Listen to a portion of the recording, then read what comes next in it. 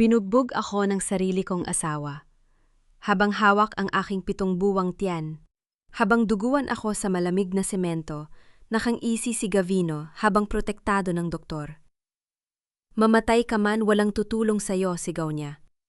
Ngunit hindi nila alam, ang matandang tagalinis na sinipa nila ay ang mismong billionaire na may-ari ng buong ospital. Hindi ako luluhod. Wawasakin ko ang impyerno ninyo. Kaya nyo bang harapin ang galit ng isang inang? Nagising ang lakas na... Walang kwentang babae kahit mamatay ka rito sa hallway. Walang maglalakas loob na tumulong sa'yo. Ang boses na iyon ni Gavino ang asawa ko, ang lalaking nangakong mama, halina ko habang buhay sa harap ng dambana, ang yumanig sa buong kasulok-sulukan ng malamig na pasilyo ng Sarmiento Medical Center. Hindi ako nakasigaw. Bumara ang sakit sa aking lalamunan at tila nawalan ako ng hangin. Nanlamig ang aking mga daliri habang mahigpit kong niyayakap ang aking tiyan kung saan ang 7 buwang sanggol ay nagpupumiglas sa loob ng aking sinapupunan. Naramdaman ko ang matinding pagbaon ng kanyang sapatos sa aking tagiliran, kasunod ng mainit na luhang mabilis na pumatak sa aking pisingi. Ngunit hindi ako nagmakaawa. Hindi ko ibinaba ang aking dignidad sa harap ng demonyong ito. Binitawan ko ang aking sariling labi, hanggang sa madama ko ang lasa ng dugo, pilit na tinitiis ang matinding kirot upang hindi marinig ni Gavino ang aking pag-iyak. 7 taon kong tiniis ang kanyang pagmamaltrato. 7 taon akong nagpanggap na maayos ang lahat sa harap ng mata ng publiko. Ngunit ngayong gabi sa gitna ng sikat na pribadong ospital na ito, ipinukol niya sa akin ang buong bangis ng kanyang puot dahil lamang sa natuklasan ko ang isang bagay na hindi ko dapat nalaman. Tumayo ka dyan, Mireya. Sigaw muli ni Gavino, sabay sabnit sa aking buhok.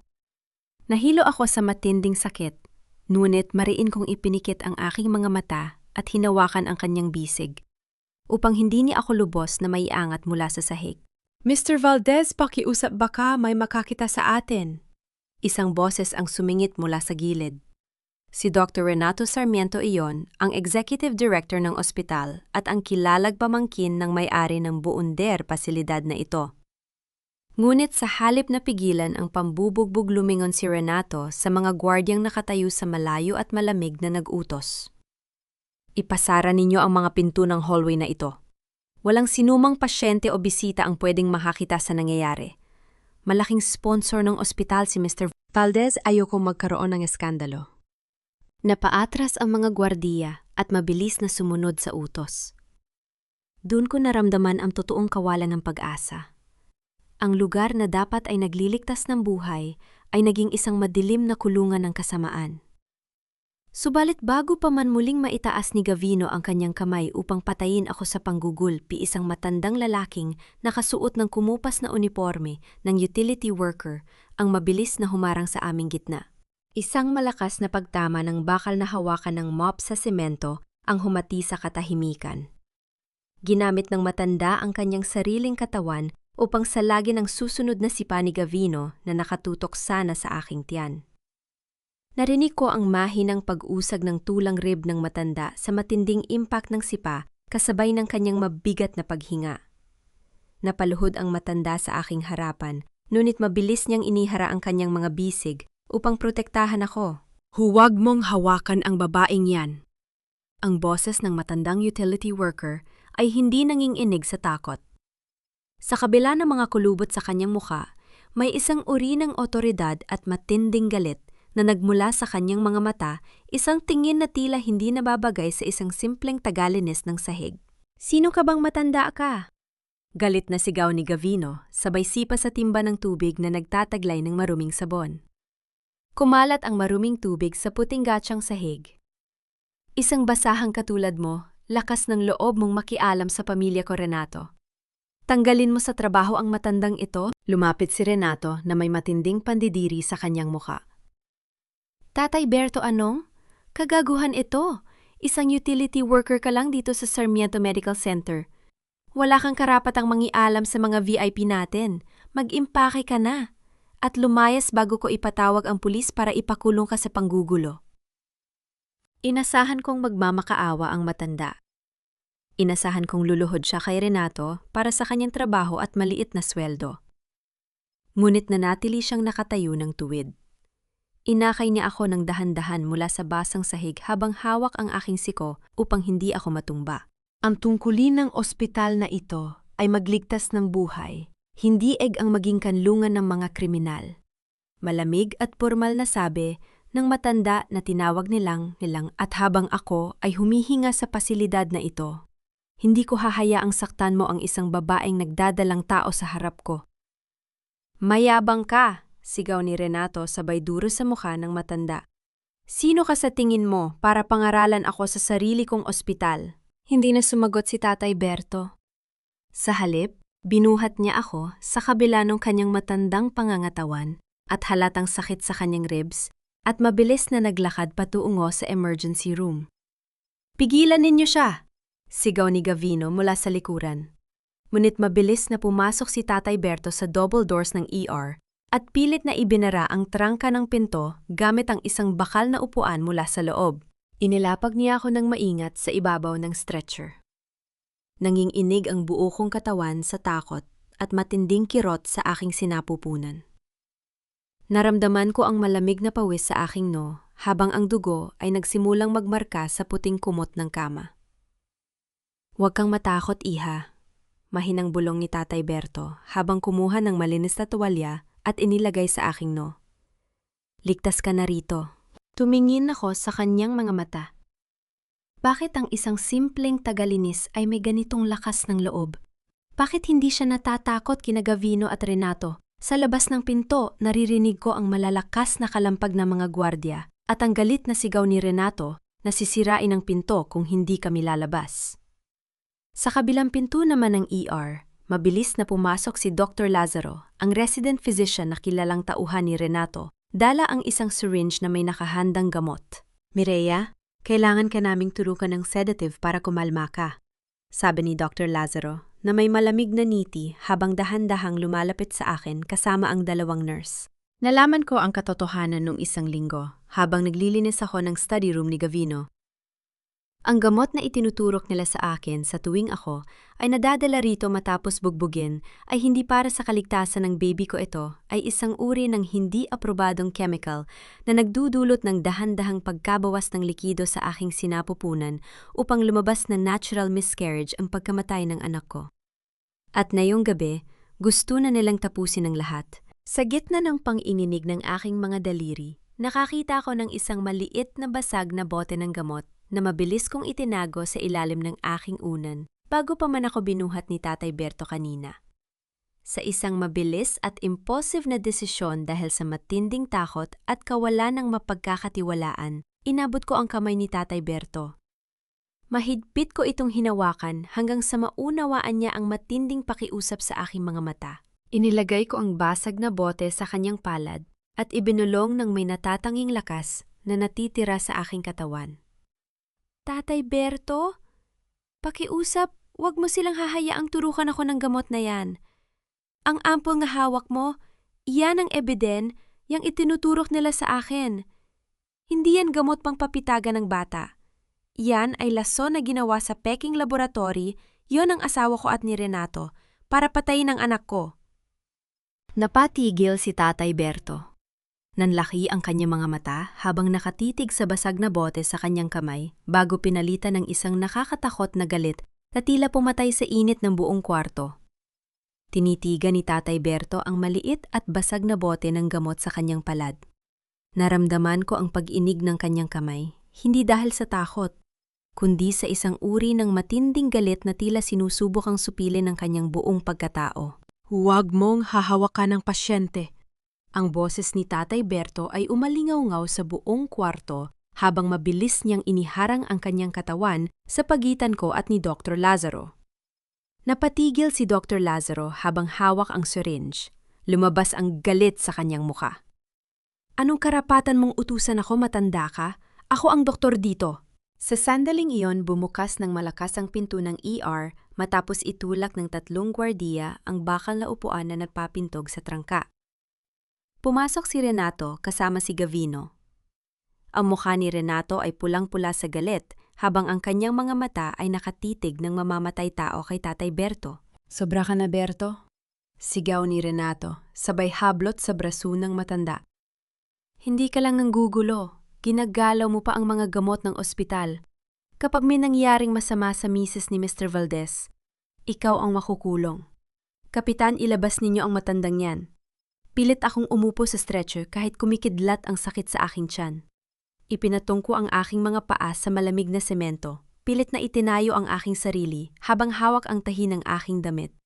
Huwag ninyong hahawakan si Tatay Berto, malamig kong sabi. Ang boses ko ay nanginginig sa matinding sakit ng katawan, ngunit malinaw at buo. Kapag itinapon ninyo siya sa labas, sisiguraduhin kong bukas na bukas din ay makakarating sa media ang ginawa sa akin ng asawa ko sa mismong pasilyo ng ospital na ito. Napatigil si Gavino. Ang kanyang mga labi ay nanginig sa galit habang lumalapit sa akin. Mireya, mag-isip ka. Isang tawag po lang sa mga abogado ko, mawawalan ka ng karapatan sa kahit anong ari-arian. At ang batang yan sa tiyan mo siguraduhin kong hindi mo siya makikita kailanman. Sa tingin mo ba ay natatakot pa ako sa mga banta mo, Gavino? Tanong ko habang nakatitig ng diretso sa kanyang mga mata. Matagal mangang pinatay ang takot sa puso ko. Wala na akong natitirang anumang bagay na pwede mong kunin sa akin maliban sa buhay ng anak ko. Kumuha si Renato ng isang makapal na folder mula sa kanyang hawak na bag. Inilagay niya ito sa ibabaw ng maliit na mesa sa tabi ng aking kama, kasama ang isang mamahaling bolpen. Mireya, maging practical tayo. Ang boses ni Renato ay biglang nagbago. Naging malumanay ngunit puno ng dulo ng katusuhan. Nahulog ka sa hagdan dahil sa iyong sariling pagkakamali. Iyan ang nakasulat sa opisyal na medical report na pipirmahan ni Dr. Lazaro. Kapag pinirmahan mo ang waiver and release agreement na ito, babayaran ng pamilya Valdez ang lahat ng medical bills mo at magbibigay si Gavino ng 10 milyong piso para sa iyong hiwalay na tirahan matapos mong manganak. Tumingin ako sa dokumento. Waiver of Liability and Confidentiality Agreement. Isang kasunduan upang patahimikin ako magpakailanman upang takpan ang pambubugbog ni Gavino at ang peking gamot na itinuturok nila sa akin. At kapag hindi ako pumirma? Tanong ko. Lumapit si Renato sa aking tainga at ibinulong ang mga salitang tila lason. Kapag hindi ka pumirma, lalabas ka rito ng walang natitirang pera, walang tirahan, at idedeklara ka naming hindi timbang ang pag-iisip. Ang batang yan ay mapupunta kay Gavino at sisiguraduhin kong hindi ka makakakuha ng tulong sa kahit anong pasilidad sa Maynila. Ipinikit ko ang aking mga mata. Bumaon ang aking mga kuko sa aking sariling palad hanggang sa ramdam ko ang pagbaon ng sakit. Gusto kong sumigaw. Gusto kong isumpa ang kanilang mga kaluluwa. Ngunit pilit kong pinatahimik ang aking puso. Ang galit na walang plano ay magdudulot lamang ng aking pagkatalo. Nakatayo si Tatay Berto, sa tabi ng pinto hawak pa rin ang basag na bote sa loob ng kanyang bulsa. Tinitigan niya si Renato ang sarili niyang dugo at laman na pinalaki niya sa luho at edukasyon na ngayon ay nagbebenta ng kanyang kaluluwa para sa pera ng isang kriminal. Sa sandaling yon, pumasok ang isang nurse na nanginginig ang boses. Dr. Sarmiento, impasyente po sa room 304 si Aling Rosa. Hindi na po makabayad ng ICU deposit ang pamilya niya. Ipinag-uutos po ba ninyong ilipat siya sa pampublikong ward? Malamig na lumingon si Renato. Bakit ninyo pa itinatanong yan? Kapag walang pambayad, ilabas agad. Hindi tayo charity institution dito. Ibigay ninyo ang kama sa mga pasyenteng may kakayahang magbayad ng cash. Mabilis na tumalikod ang nurse. Nakita ko ang dahan-dahang pagpikit ng mga mata ni Tatay Berto. Ang kanyang mga panga ay naggangalit. Naunawaan ko ang sakit na nararamdaman ng matanda, ang ospital na itinayo sa pundasyon ng serbisyo, at pagmamahal ay naging isang negosyo ng kawalan ng husti. Iwanan ninyo ang dokumento? Sabi ko kay Renato, habang pilit kong pinapanatili ang pagiging matatag ng aking boses. Pag-iisipan ko hanggang bukas ng umaga, nang uuyam na tumawa si Gavino. Wala kang pagpipilian, Mireya. Bukas ng 8:00 ng umaga, dapat nakapirma ka na dyan. Kung hindi ikaw mismo ang wawasak sa buhay ng anak mo. Lumabas si Renato at Gavino kasama ang mga gwardiya. Bago lumabas si Dr. Lazaro, malamig niyang tinitigan si Tatay Berto. Ikaw, matanda ka. Bukas na bukas din personal kung pipirmahan ang termination papers mo. Lumayas ka na rito bago kita ipakulong. Inilipat ako sa isang pribadong silid sa dulo ng pasilyo. Dahil sa matinding pagod at sakit ng katawan, unti-unting bumigat ang aking mga mata matapos umalis ng mga nurse. Madaling araw na. Ang buong ospital ay nababalot sa isang nakatatakot na katahimikan, maliban sa paulit-ulit na tunog ng patak ng tubig sa kalapit na banyo. Biglang nagbago ang hangin sa loob ng silid. Nabalot ng matinding kaba ang aking dibdib nang marinig ko ang mabibigat at dahan-dahang mga hakbang sa labas ng aking pinto. Bahagyang bumukas ang pinto. Isang mabilis na anino ang pumasok sa dilim. Bumangon ang aking kamalayan, ngunit hindi ako makagalaw sa matinding panghihina ng aking katawan. Sa ilalim ng mahinang ilaw ng standby lamp, nakita ko si Gavino. May hawak siyang isang bagong syringe na naglalaman ng isang madilim at malapot na likido. Lumapit siya sa tabi ng aking kama. Ang kanyang mukha sa gitna ng dilim ay parang sa isang demonyong walang awa. Pasensya ka na, Mireya. Bulong ni Gavino habang dahan-dahang itinataas ang needle patungo sa aking IV line. Hindi ako pwedeng maghintay hanggang bukas. Kailangang matapos na ang problemang ito ngayong gabi. Mabilis na lumapit si Gavino. Ang kanyang kamay ay nakahawak ng mahigpit sa syringe habang itinuturok ang tip nito sa goma ng aking IV line. Naramdaman ko ang matinding pang-inig sa aking dibdib, ngunit pilit kong itinulak ang aking katawan patagilid gamit ang huling natitirang lakas sa aking mga bisig. Bumagsak ang IV stand sa semento na nagdulot ng malakas na pagtama ng bakal sa sahig. Napaatras si Gavino, ngunit mabilis muling bumalik ang galit sa kanyang mukha. "Huwag kang malikot, Mireya," sigaw niya sa mahinang boses, sabay pilit na panggipit sa aking balikat pabalik sa kama. Bago pa man maipasok ni Gavino ang karayom sa aking balat, pumasok ang isang mabilis na anino mula sa bukas na pinto. Si Tatay Berto. Inabot ng matanda ang wrist ni Gavino at pilit itong pinalayo sa akin. Sa kabila ng kanyang edad, may matinding lakas ang nakatago sa mga bisig ni Berto. Sa isang mabilis na pag-ikot ng kanyang kamay, narinig ko ang mahinang pagtunog ng joint ng kamay ni Gavino. Bumitaw si Gavino sa syringe matapos mabitawan ng karaya na bumagsak sa ilalim ng kama. Napaatras ang gawaing lalaki habang hawak ang kanyang nasaktang kamay. "Anong ginagawa mo rito, matanda ka?" Gigil na bulong ni Gavino habang ang kanyang mga mata ay nanlilisik sa galit. "Magkano ba ang ibinabayad sa iyo para mangialam ka sa buhay na may buhay?" Nakatayo si Tatay Berto sa pagitan namin. Ang kanyang dibdib ay mabilis na naikakasal sa matinding paghinga, ngunit ang kanyang tindig ay tila isang pader na hindi matitibag. "Hindi nabibili ng pera ang konsensya ng tao, Mr. Valdez." Malamig at mabigat ang boses ng matanda. At ang isang lalaking sumasalakay sa isang walang laban na babae sa gitna ng bilim ay hindi isang tao. Isa siyang duwag. Nagagalit si Gavino. Dinampot niya ang isang bakal na upuan upang ihampas kay Tatay Berto. Nakita ko ang panganib. Hindi ko hahayaang masaktan ang matandang ito dahil sa pagtatanggol sa akin. Inabot ko ang basong salamin na nakapatong sa mesa sa tabi ng aking kama.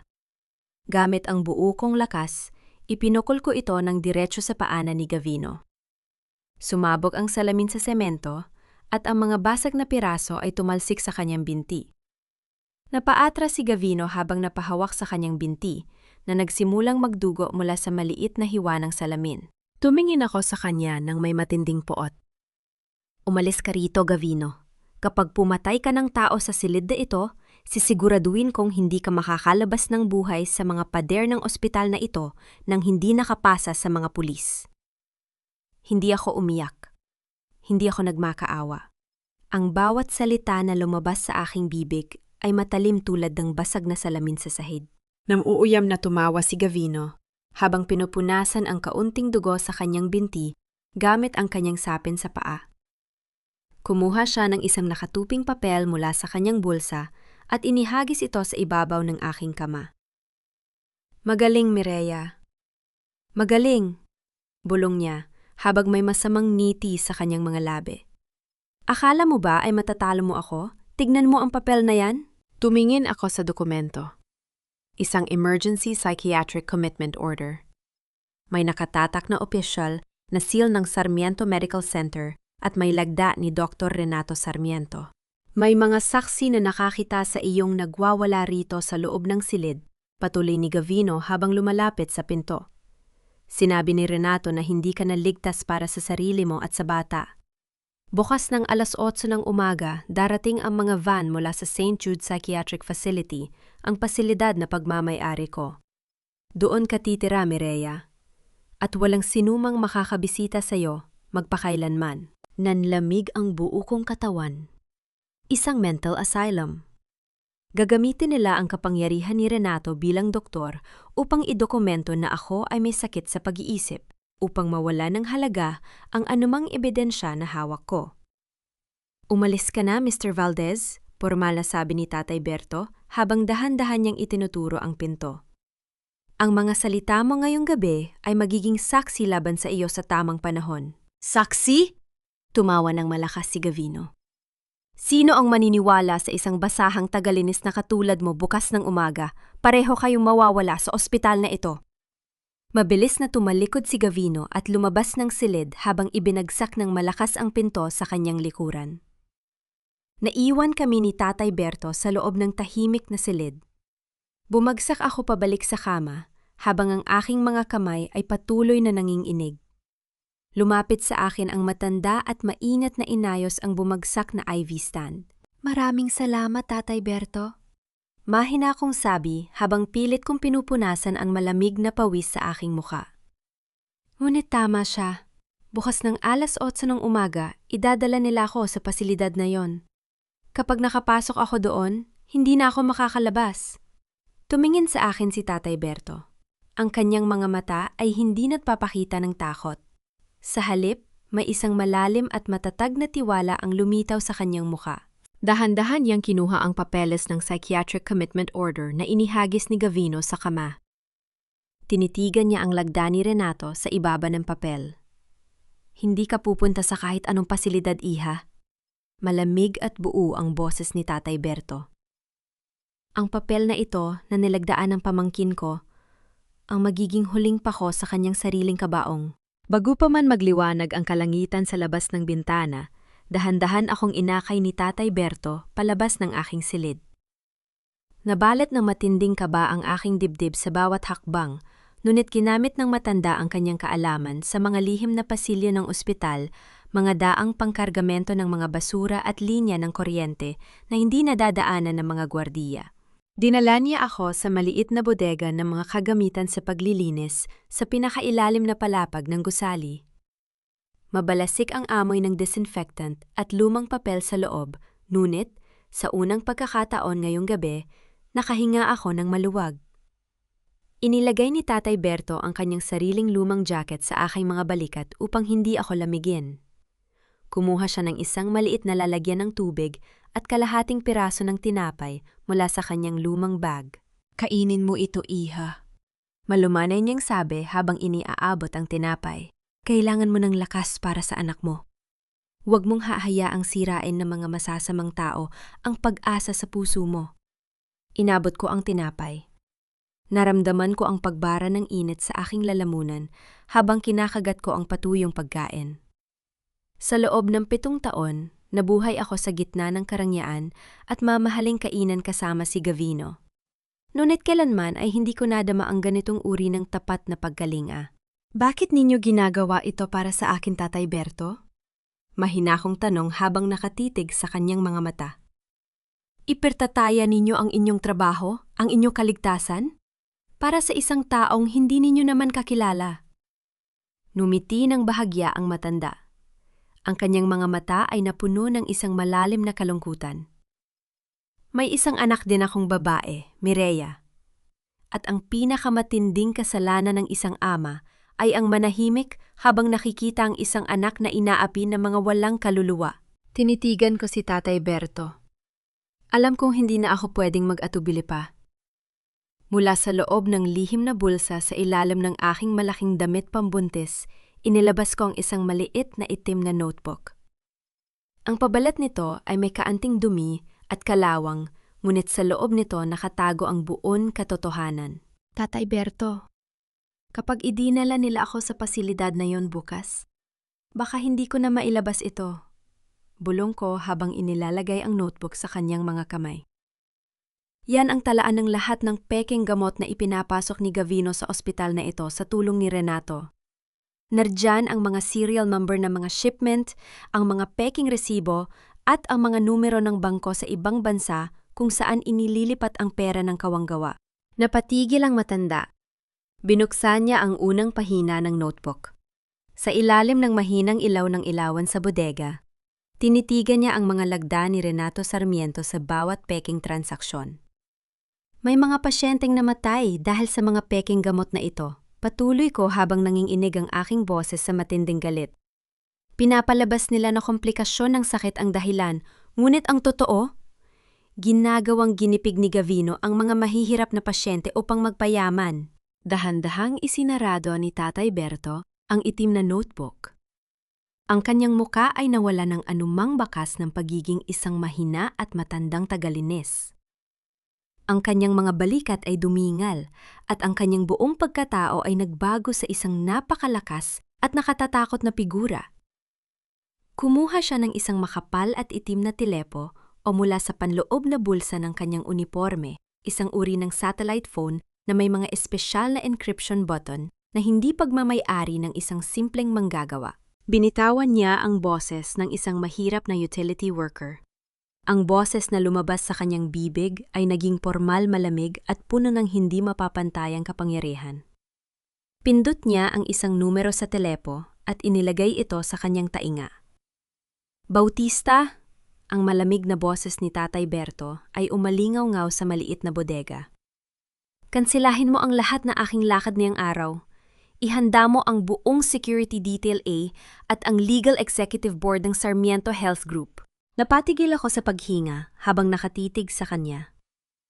Gusto kong magkaroon ng emergency board meeting sa ganap na 8:00 ng umaga sa main auditorium ng Sarmiento Medical Center.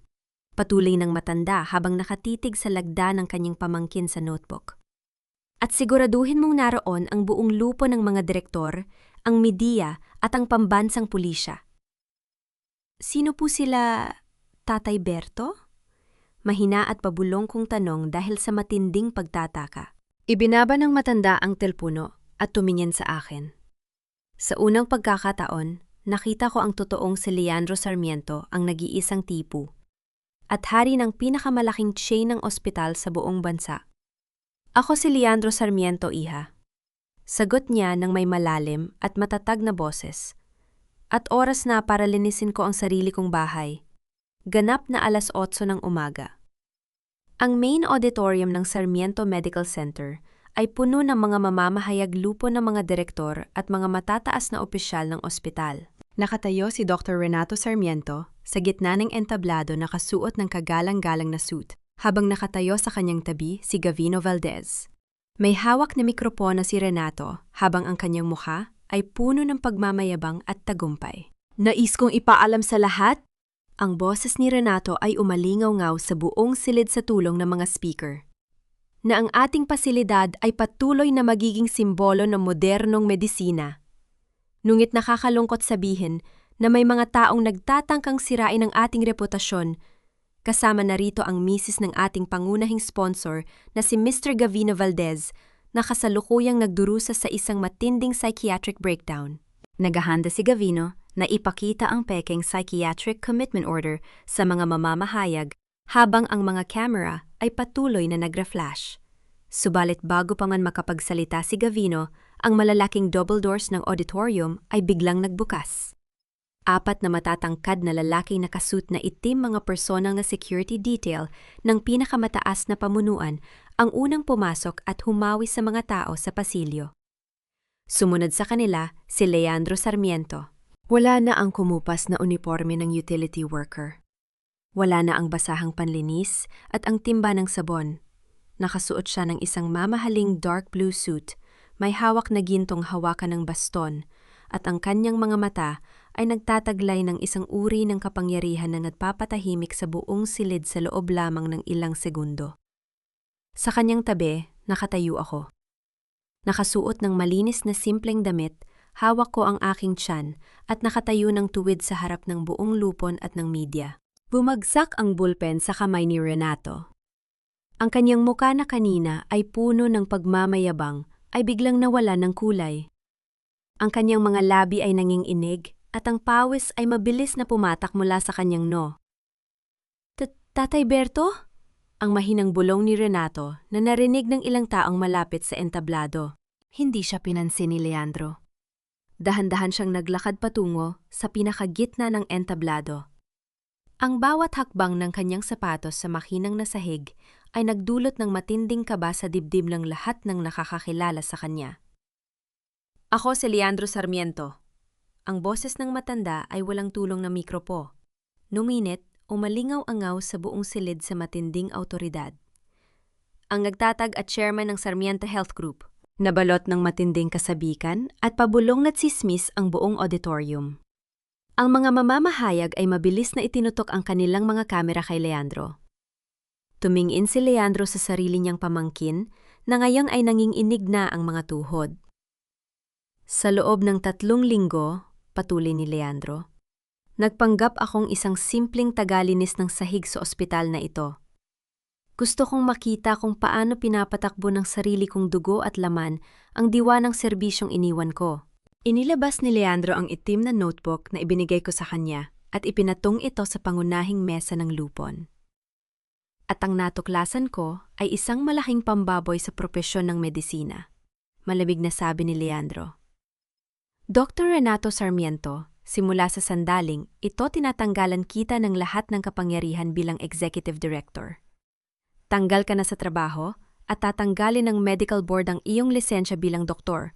Ninong Leandro, pakiusap, magpaliwanag ako. Sigaw ni Renato habang humahakbang pabalik na halos matumba sa kanyang sariling upuan. Ginawa ko lang yon para sa kitanong ospital, pinilit lang ako ni Gavino. Galit na lumingon si Gavino kay Renato. Manahimik ka, Renato? Mabilis na humarap si Gavino kay Leandro, pilit na pinapanatili ang kanyang matapang na tindig. Mr. Sarmiento, wala kang hawak na opisyal na ebidensya. Ako ang pinakamalaking investor ng ospital na ito. Kapag inalis mo ako at ang mga kumpanya ko, babagsak ang stock ng Sarmiento Medical Center at malulugi ka ng daan-daang milyon. Ngumiti ng malamig si Leandro Sarmiento.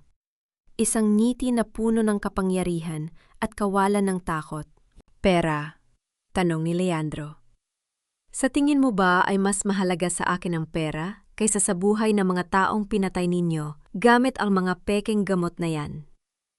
Bumukas ang mga pinto sa gilid ng auditorium. Pumasok ang 10 opisyal ng National Bureau of Investigation kasama ang mga kinatawan ng Department of Health.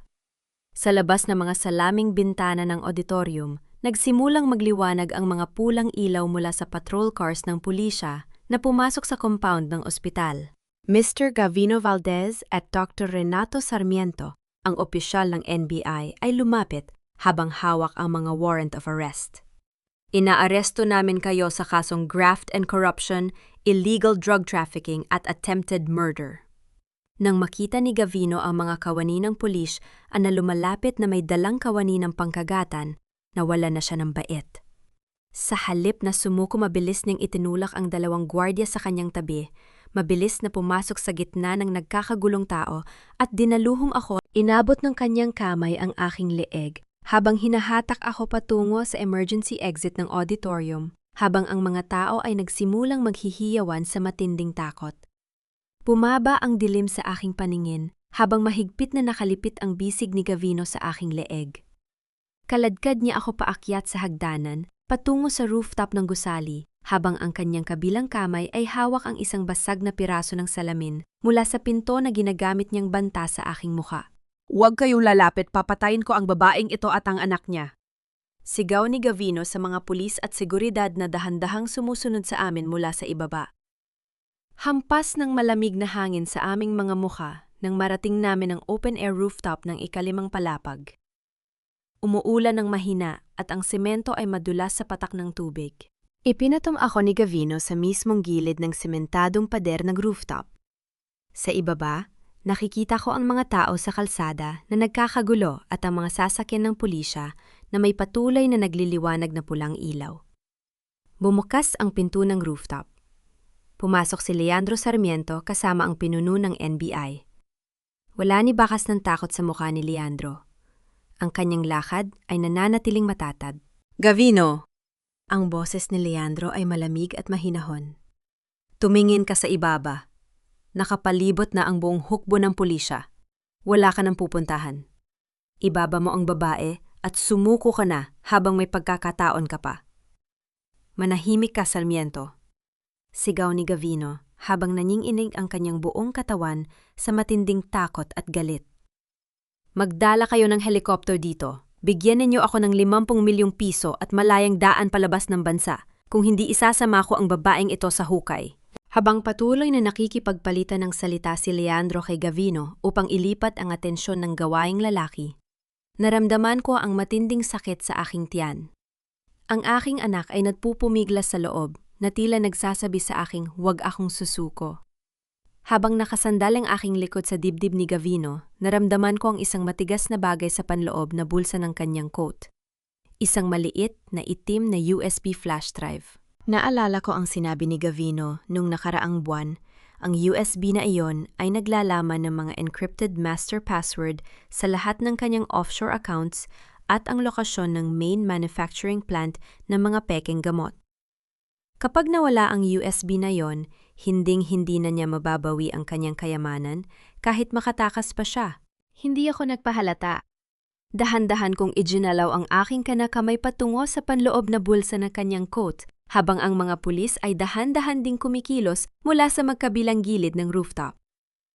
Isang hakbang pa, babarilin ka ng aming sniper, sigaw ng pinuno ng NBI. Lumingon si Gavino sa kanyang gilid sa matinding gulat nang makita niya ang 2 pulis na nakapwesto na sa pader. Sa kanyang pagmamadali at pang-ininig sa takot, nadulas ang kanyang sapatos sa basang semento ng pader ng rooftop. Nawalan siya ng timbang. Naramdaman ko ang mabilis na pagbagsak ng kanyang katawan pabalik sa gilid ng gawaing pader, patungo sa ibaba. Dahil nakakapit ang kanyang kamay sa aking damit, pilit niya akong hinahatak kasama niya sa bangin. Mireya, sigaw ni Leandro habang tumatakbo patungo sa amin. Ngunit sa halip na sumigaw sa takot o pumikit, ginamit ko ang buong lakas ng aking katawan. Ipinatong ko ang aking 2 paa sa bakal na harang ng pader upang pigilan ang aking pagkahulog. Sa huling segundo, bago tuluyang mabitawan ng damit ko ang kamay ni Gavino, ibinaon ko ang aking daliri sa panloob na bulsa ng kanyang coat. Nabawi ko ang aking katawan at bumagsak ako pabalik sa ligtas na semento ng rooftop sa mismong paanan ni Leandro Sarmiento. Sa ibaba, maririnig ang malakas na pagbagsak ng katawan ni Gavino sa ibabaw ng malaking inflatable safety airbag na inilatag ng mga pambansang bumbero ilang minuto ang nakalipas. Buhay si Gavino, ngunit napapalibutan na siya ng 30 armadong pulis sa ibaba. Dahan-dahan kong itinaas ang aking nanginginig na kamay habang nakahiga ako sa basang semento ng rooftop. Sa pagitan ng aking mga daliring may kaunting dugo na kahawak ng mahigpit ang itim na USB flash drive. Mayroon na tayong lahat ng ebidensya, Mr. Sarmiento. Mahina akong bulong bago ako tuluyang nakaramdam ng matinding kirot sa aking sinapupunan. Kumislap ang matinding sakit sa aking tiyan. Ang tubig sa aking sinapupunan ay tuluyan ng bumuhos sa aking binti. Nag-umpisa na ang aking pamimilipit sa pananakit ng pangangana. Dalhin siya sa operating room, bilis. Ang sigaw ni Leandro Sarmiento, ang huling boses na narinig ko bago ako binuhat ng 4 na stretcher bearers mula sa basang semento ng rooftop. Ang mga ilaw sa kisame ng pasilyo ay mabilis na nagdaan sa aking paningin habang itinatakbo ang aking kama. Hawak pa rin ni Leandro ang aking kamay hanggang sa makarating kami sa tapat ng sliding glass doors ng operating room. Baguman pumasok ang kama ko sa loob ng silid operasyon, ibinigay ni Leandro ang itim na USB flash drive sa pinuno ng NBI na nakatayo sa pasilyo. Ipasara ninyo ang lahat ng bodega ng gamot ni Gavino Valdez sa buong bansa. Malamig at pormal na utos ni Leandro. At siguraduhin ninyong walang makakalabas na pera sa kanyang mga bangko sa ibang bansa. Sa gilid ng pasilyo, Nakita ko si Renato na nakakongkamay sa likod, pinalilibutan ng dalawang armadong pulis. Nanginginig ang kanyang buong katawan habang umiiyak at lumuluhod sa paanan ng kanyang tiyo. Ninong Leandro, pakiusap, patawarin mo ako, pagmamakaawa ni Renato. Pamilya tayo, nagkamali lang ako. Sinuyo lang ako ni Gavino. Huwag mo akong ipakulong. Tinitigan siya ni Leandro nang may matinding pangingilabot at dumi sa kanyang mga mata. Pamilya? Tanong ni Leandro, ang boses ay puno ng pait. Inisip mo ba ang pamilya nung itinapon mo ang mga mahihirap na pasyente sa pampublikong ward dahil wala silang pambayad? Inisip mo ba ang pamilya nung binigyan mo sila ng peking gamot na pumatay sa kanila? Wala akong pamangkin na isang kriminal, Renato. Ikinumpas ni Leandro ang kanyang kamay at mabilis na inilabas.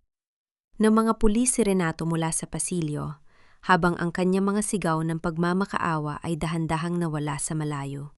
Ipinasok ako sa loob ng operating room. Ang malamig na hangin ng aircon at ang nakasisilaw na puting ilaw sa kisame ang yumakap sa aking katawan.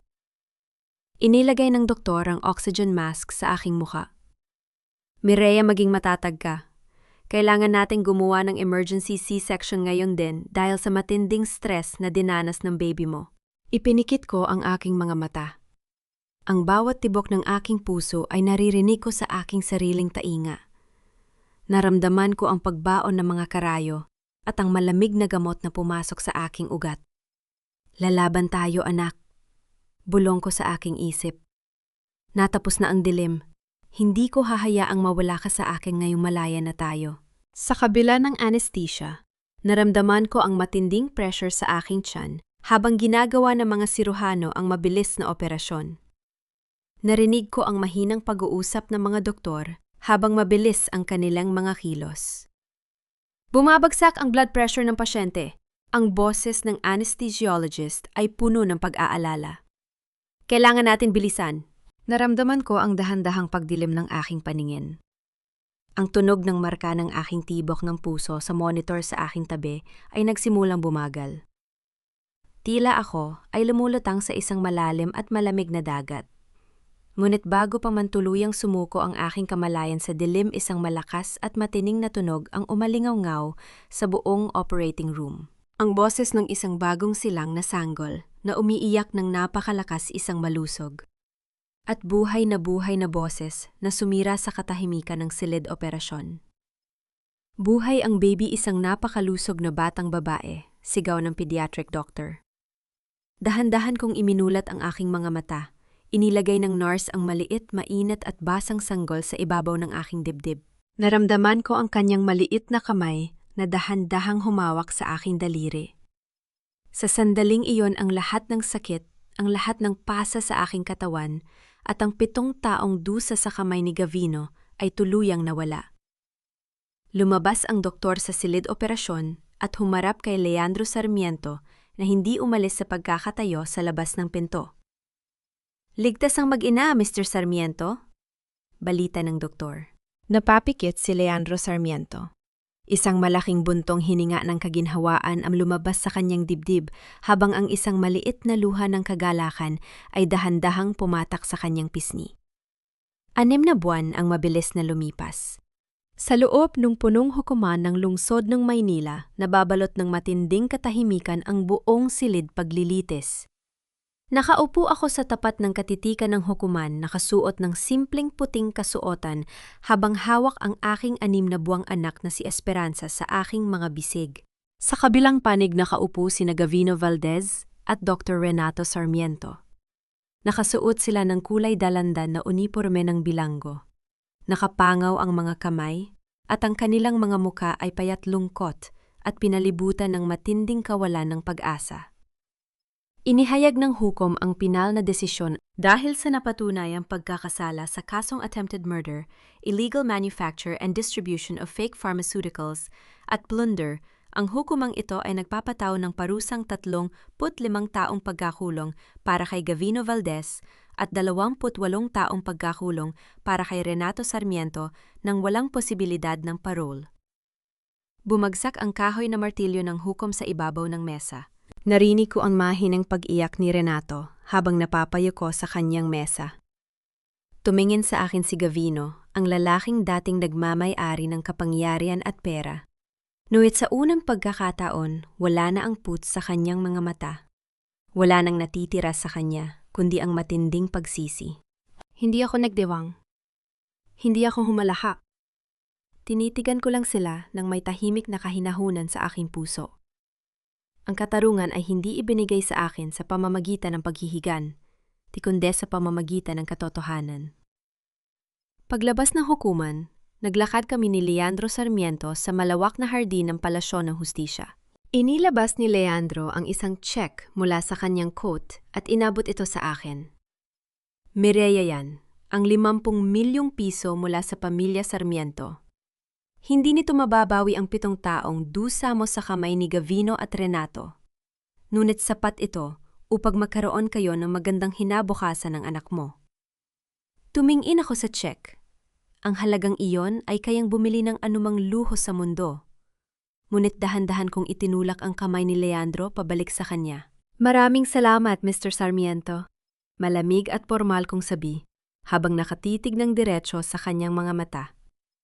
Ngunit, hindi ko pwedeng tanggapin ang pirang yan. Ayokong lumaki ang anak ko sa pirang nagmula sa awa o sa natitirang bakas ng kasalanan ng ibang tao. May 2 akong kamay at may isip ako. Kaya akong pakainin at palakihin ang anak ko sa sarili kong sipag. Napatigil si Leandro Sarmiento. Tinitigan niya ako ng may matinding paghang, ang hindi niya maitago sa kanyang muka. Napangiti ang matandang tifu. Meron kang hindi mapapantayang dignidad, Mireya, sabi ni Leandro. At yan ang dahilan kung bakit hindi kita pwedeng hayaang umalis ng basta-basta. Kumuha si Leandro ng panibagong dokumento mula sa kanyang portfolio. Kung ayaw mo ng perang regalo, tanggapin mo ang trabahong ito, sabi ni Leandro habang iniabot ang kontrata. Itinatag ko ang Sarmiento Hope Foundation, isang pondo at pasilidad na magbibigay ng libreng kalinga-tulong pinansyal at legal na suporta sa mga kababaihan at batang biktima ng bawlokyadin at peking gamot. Gusto kong ikaw ang maging executive director ng pundasyong ito. Tumingin ako sa dokumento. Executive Director of Sarmiento Hope Foundation. Doon kikita ka ng sarili mong sweldo, patuloy ni Leandro. At gagamitin mo ang iyong karanasan at lakas upang maging boses ng mga kababaihang hindi makapagsalita. Naramdaman ko ang pagbara ng init sa aking lalamunan. Hindi ito awa. Ito ay pagkilala sa aking kakayahan at dignidad. Tinatanggap ko po, Mr. Sarmiento. Sagot ko habang nakatitig sa aking anak na tahimik na natutulog sa aking dibdib. Bumalik ako sa aking maliit na tirahan nitong gabi. Sa ibabaw ng mesa, nakalagay ang huling natitirang larawan ng aming kasal ni Gavino, 7 taon na ang nakalilipas. Kumuha ako ng isang puspors. Inilagay ko ang larawan sa ibabaw ng seramikang lalagyan at sinindihan ang dulo ng papel. Pinanoor ko ang dahan-dahang pagsuot ng apoy sa larawan hanggang sa ang mukha ng purong dusa at kasinungalingan ay tuluyang naging itim na abo. Hinihipan ko ang abo, palabas ng bintana, patungo sa hangin ng gabi. Paalam sa nakaraan, bulong ko habang nakatingin sa malayang kalangitan. Bukas magsisimula ang aming bagong umaga. 1 taon ang nakalipas. Ang maliwanag na sikat ng araw sa madaling araw ay dumadaloy sa malalaking salaming bintana ng Sarmiento Medical Center. Wala na ang malamig at nakatatakot na kataligiran ng nakaraan. Sa bawat pasilyo, naroon ang mga bulaklak ang malilinis na silid at ang mga ngiti ng mga nurse at doktor na buong pusong naglilingkod sa mga pasyente, may pera man sila o wala. Nakatayo ako sa gitna ng bagong itinayong Sarmiento Hope Center sa loob ng pasilidad. Sa aking harapan, daan-daang kababaihan mga pamilya ng mga dating biktima ng peking gamot at mga mamamahayag ang nagpalakpakan. Inayos ko ang aking mikropono. Nakasuot ako ng formal at eleganteng kasuotan. Wala na ang takot sa aking mga mata. Wala na ang mahiyaing tingin ng isang babaeng sanay na inaapi. Ang bawat pasa sa aking katawan noong nakaraang taon. Ang boses ko ay umalingaw-ngaw sa buong bulwagan ng may matatag na paninindigan.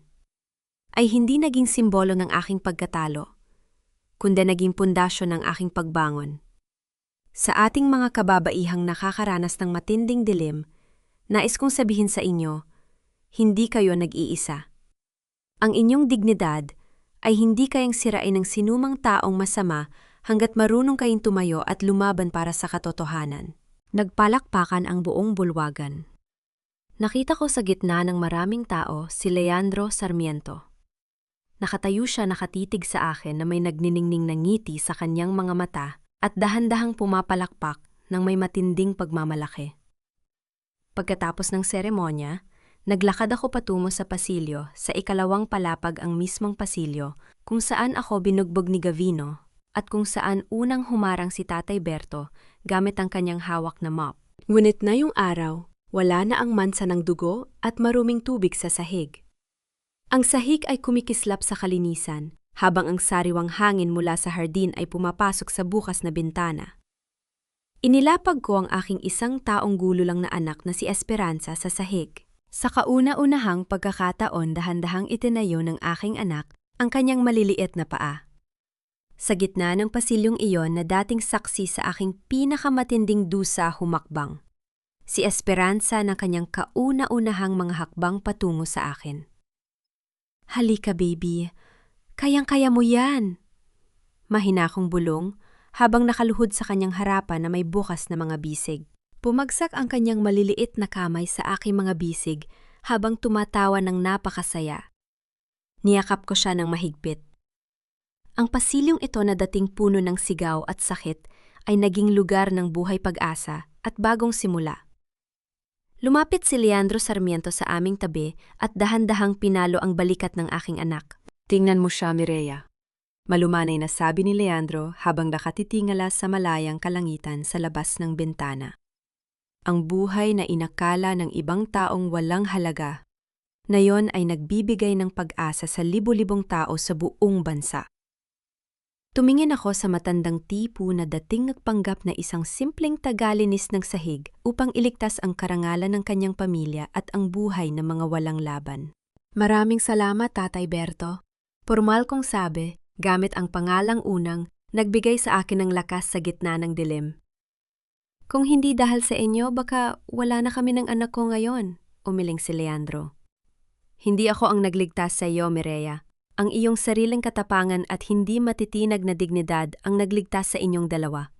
Ako ay naging kasangkapan lamang ng Diyos upang ipaalala sa mundo na ang katotohanan ay laging mananalo laban sa kasamaan. Mumiti ako at hinawakan ang kamay ng aking anak. Habang ang araw ay dahan-dahang lumulubog sa ulingan ng Maynila, natanto ko na ang bawat bagyo sa buhay ay may katapusan.